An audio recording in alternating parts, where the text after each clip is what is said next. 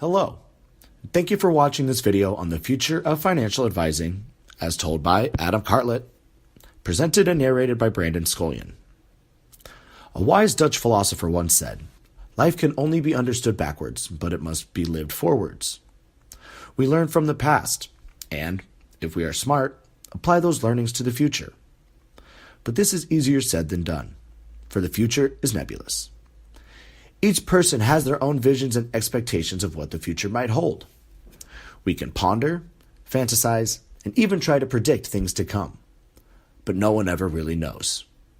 The best we can do is analyze the past and present in search of understanding for the future.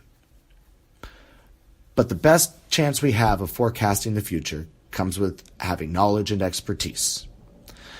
This leads me to today's topic of discussion: the future of financial advising as told by Adam Cartlett. Just to give a brief background, Adam is one of the founding fathers at a financial advisory firm in the United States, and thus his area of expertise is finance. Adam and I had a long-winded discussion about what the landscape of the future of financial advising may look like. The first question I asked Adam was, if you could speak to someone from the future who could tell you anything about the future of financial advising, what would you ask? Adam being Adam, he of course replied with, "Well, that's pretty easy. I would ask him which stock is the best stock to pick."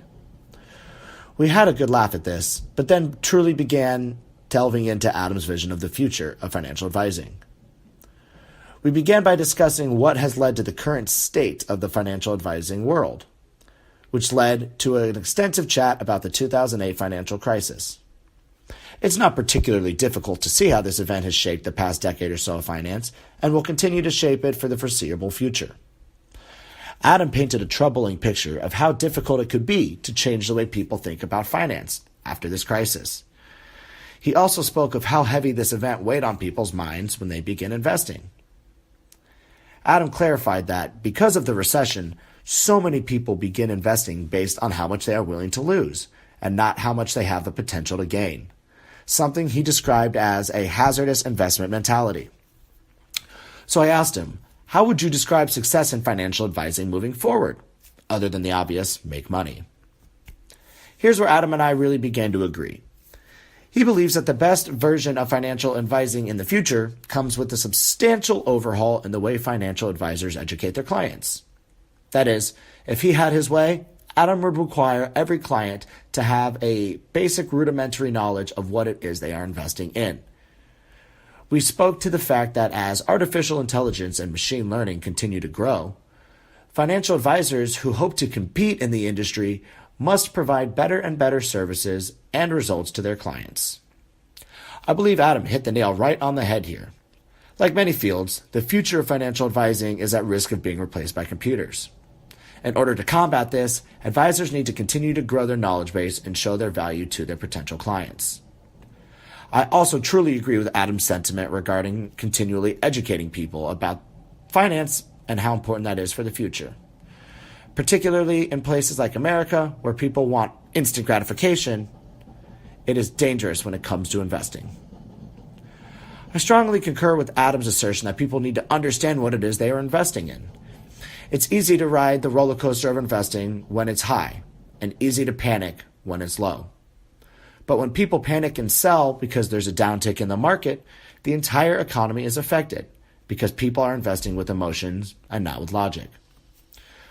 We both agreed that this will continue to pose a serious threat in the future unless more emphasis is placed on the right way to go about planning their finances. I asked Adam what he thought would hinder this type of educational reform in finance, and he said without hesitation, the media. Which makes perfect sense to me.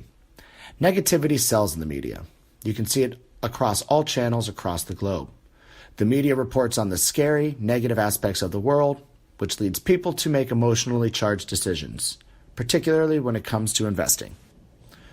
Adam's insight seems so simple and obvious, and I was somewhat taken aback by the fact that more people in the world of finance don't share the same vision of the future. Yes, the future of financial advising lies in technology, as does most of the world. However, there's much shaping of the future that can and should be done by people. Adam argues that education is the most important, and I must say, I do not disagree with him, at least about this. I guess only time will tell if Adam's vision of the future for financial advising will come to fruition.